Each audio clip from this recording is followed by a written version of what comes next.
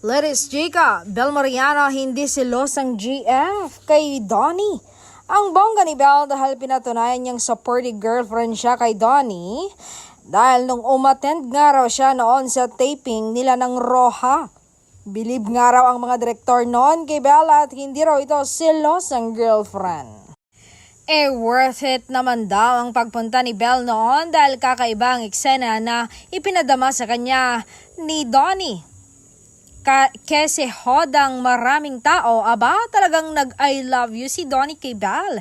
Anyway, sa chikahan with the entertainment media ay may nagbiro kay Donnie na mukhang kaya todo kayod siya ay dahil pinaghahandaan niya ang gagastusin sa kasal nila ni Bel Mariano.